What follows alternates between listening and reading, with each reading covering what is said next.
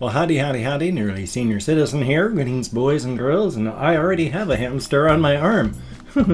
I was putting him in my lap, and he just decided he wanted to go wandering. And so he's been wandering. This is little Dust Mop.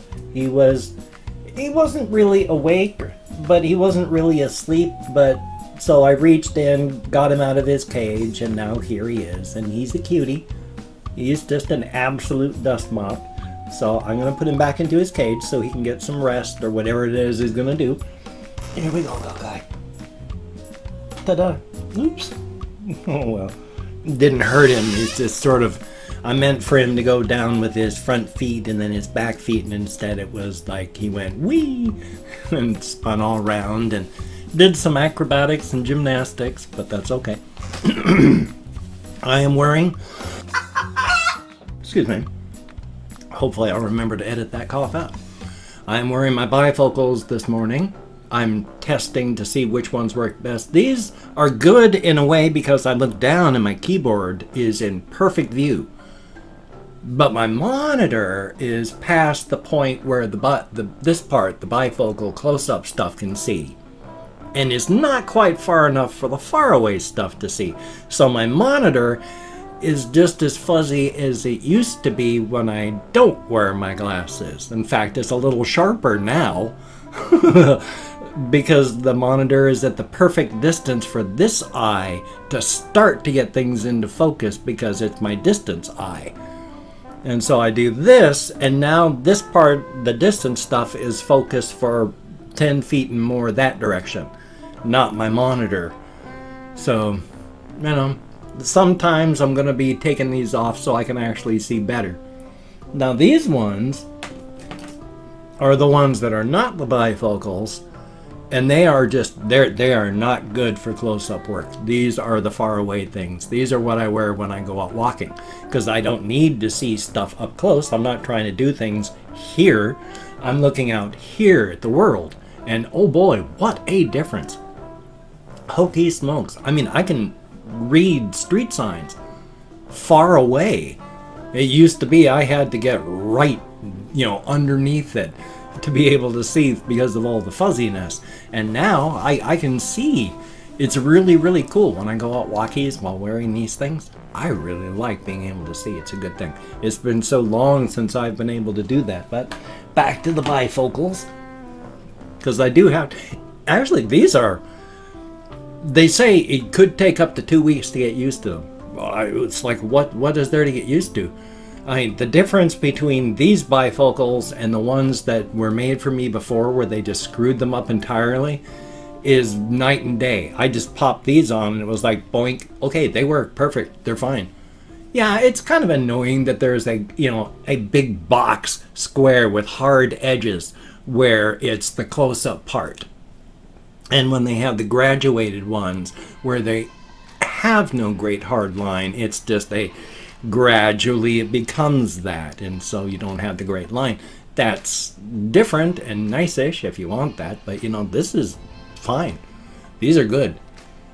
The only thing that's kind of bizarre about wearing them is if you play like first-person shooters and all that, there's a field of view slider which changes how much you see.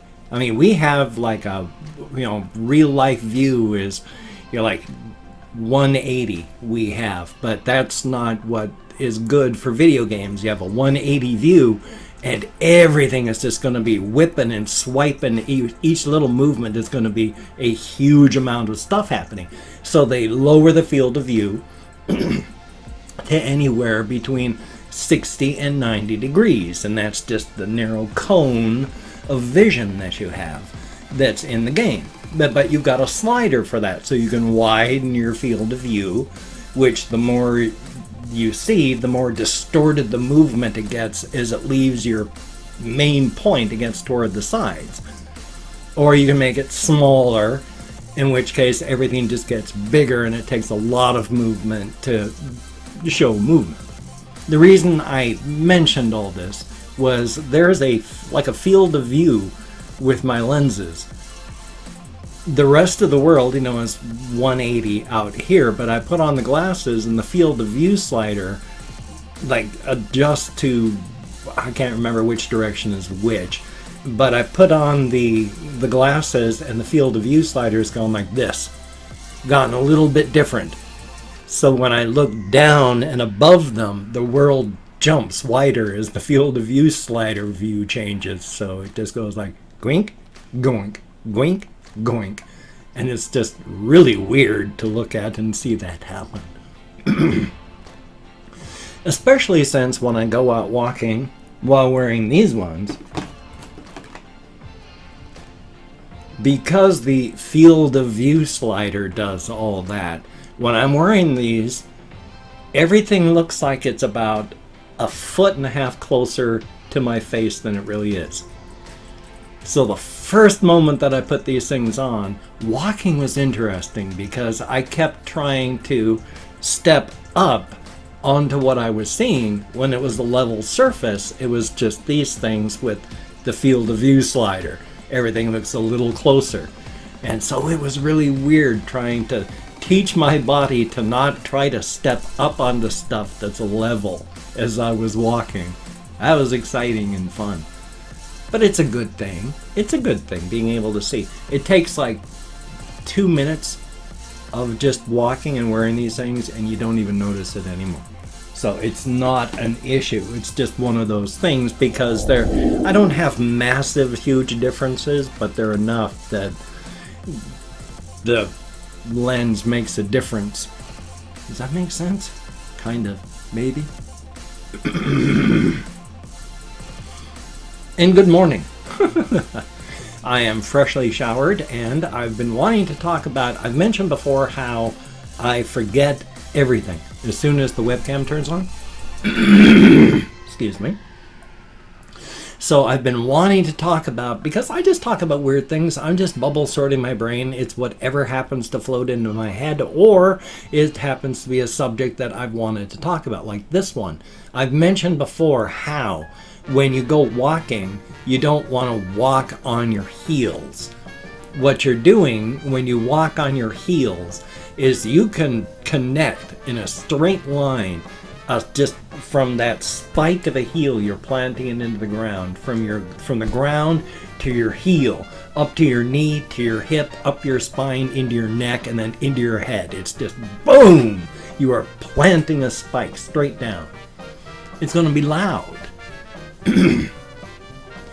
It used to be that most people had to walk the way I'm going to talk about right now because we didn't have mass-produced shoes and boots. We didn't have a mass-produced, rubber sole with thick padding for protection for your feet. It used to be, you made your boots, you made your shoes. Maybe there was someone in a village that got really good at making good boots and they would make boots for other people.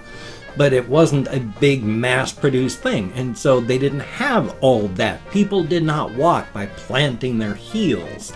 You had to be more careful, because if you slammed your heel down, you were going to slam your heels on a rock. And oh my God, you couldn't afford to have the bottom of your foot bruised up. Not when you had to be out farming. Come down on the front of your feet, not the heel, the toe part. Walk like an animal. Watch a dog. Watch a cat. That's not their foot they're walking on. That's their toes. Their heel is that part that's way up in the air back here. They have huge, like clown feet. All animals, not all, I mean, hoofed animals, no. Elephants, no. But, animals like bears, hamsters, all these things walk on their toes. We don't. I mean, we're primates. There's reasons we walk the way we do, but the way to be quieter, to not hurt your feet, is come down on the front part. Because instead of planting a spike that runs all the way from the ground to your head, you're coming down instead on a spring-loaded lever. And that's a lot quieter than planting a spike. And it's a lot less jolting. I mean, it's obviously not going to kill you to do that. Take a look at any of these, like, what is it, North Korean or various Soviet-type parades where the people in the parade are raising up their heel, legs like up to their shoulders and then slamming them into the ground. It's not going to kill you. It's not going to destroy your brain. It's going to hurt. Your body's not meant for that. That's not good for your joints. So, just as an idea. I took 2 Reclaim oil dabs before starting, so happy days, and I'm very, very sorry about the constant clearing of my throat. I remind myself of like a 1950s old lady librarian while wearing these glasses. But I needed to have as light a frame as possible because my skin is really delicate. I mean, my nose stays red like this all day right here from where the pressure of my sleep mask is. And that's just a light cushion. Yeah, it's my sleep mask, and it's just, it has a silicone, it goes like this, so that when the air pressure comes in, it pushes the rounded portion against you instead of the edge being right there. So instead of your fingers, you know, trying to hold air in, it's like this, and it's holding the air in. That's the way the mask is. So it's just that silicone cushion that's being pressed against my nose, and it still stays red all day from that. I used to get pressure sores when younger, and before I realized just how light my glasses had to be, back behind my ears and on my nose, just from glasses because of the weight. So I had to pick the lightest I could find, which was, you know, the half frames and all that. But I just chose like the gray and black for the frames, which that's okay. And they're going to be at a weird angle because a long time ago I noticed, yay, my eyes are not symmetrical. To me, when I get them in a nice straight line across here, they're like at an angle to everybody else. So yay for biology. It's fun to be organic. I've been noticing the older I get, the more it looks like I got lazy eye going on over here. That's fun too. My sister, when she was very, very young, had to have surgery where they cut all the muscles off of her eyes and then re-sewed them back on because she lazy eye both eyes. You know, her muscles couldn't control them properly. And it's just, for me, it's looking like I was saying, or is it this eye? It's one of these eyes where it looks like it's starting to go and look off that direction. And I don't know if that's true or not. But then as stated, my whole eye thing is, for me, problematic. I've gotten more used to the idea now, though it still bothers me because I like symmetry. And my eyes are not symmetrical. And that bugs me. But life is life. Bugs me less because, hey, I've gotten 50, 60 years to get used to the fact that it ain't changing just because I don't like it. Thumbs up for that. Life is life. We have to do what we have to do. So you have to do what you have to do to survive. The only time that that's not true is if you have to become a Nazi to survive. Then you shouldn't. I'm just making a point about being Nazis. I mean, we went to war against Nazis, and now everyone's saying, hey, maybe becoming Nazis isn't that bad. So, it's not everybody. It's a very small portion of the United States, and unfortunately that small portion of the United States has been set up in governments that, even though they're not a huge part of the country, they have a disproportionately large portion of power, and those people that are in power right now are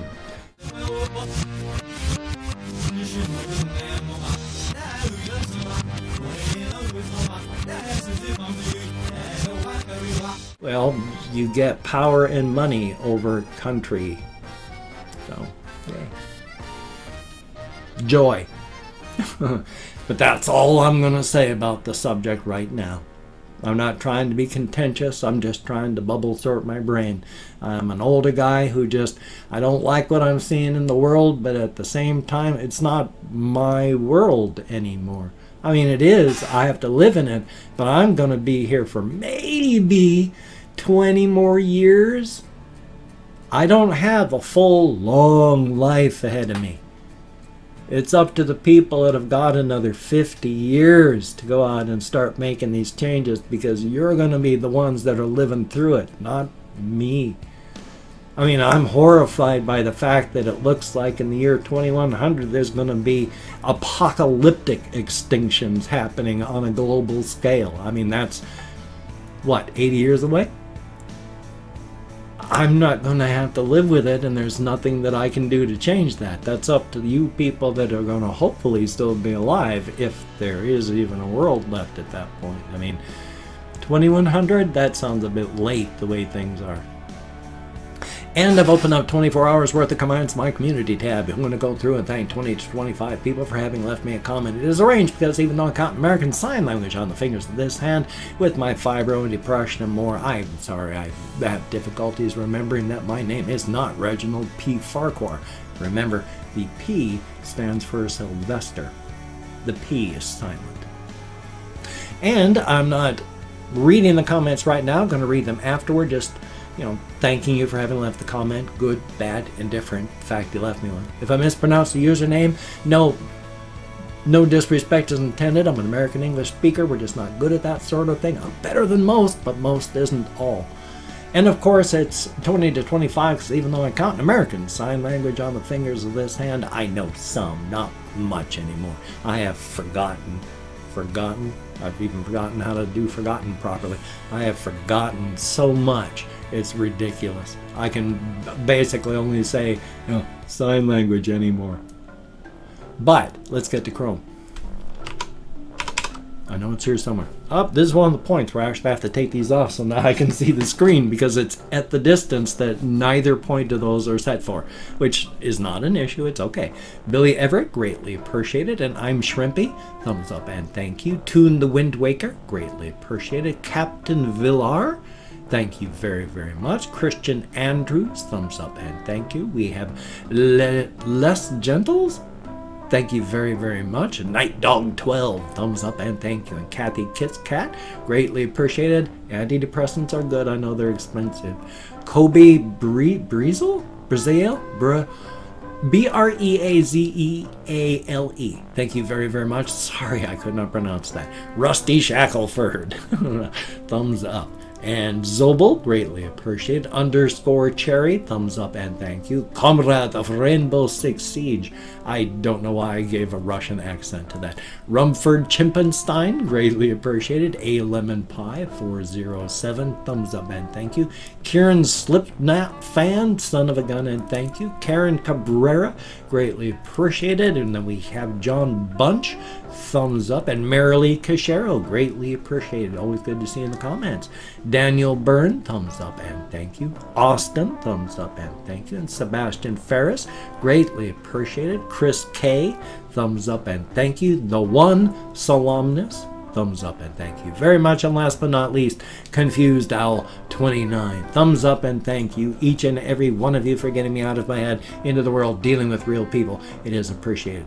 And if you could check out my various links, I have Twitter, Facebook, GoFundMe, Patreon.com, NearlySeniorCitizen.com. If you could donate to my GoFundMe campaign or become a Patreon.com patron like one of these beautiful and awesome people, that would be beautiful and awesome. But if you cannot donate, or you simply do not donate, I do take all good wishes and I deposit them in the bank of my heart, where I draw interest, so thank you very much.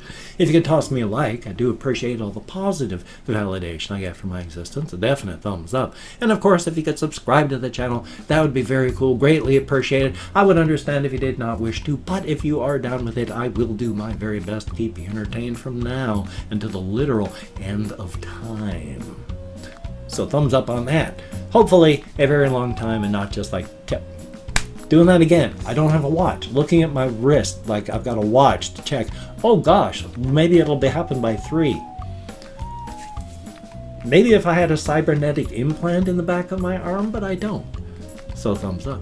Anyway, I've got this video you're watching, and I'm going to have another video later on. Hopefully a song mutilation, but past that, I am still trying to take it easy on myself. No need to punish myself. I can be calmer and quieter, and the darkness does not have to creep in.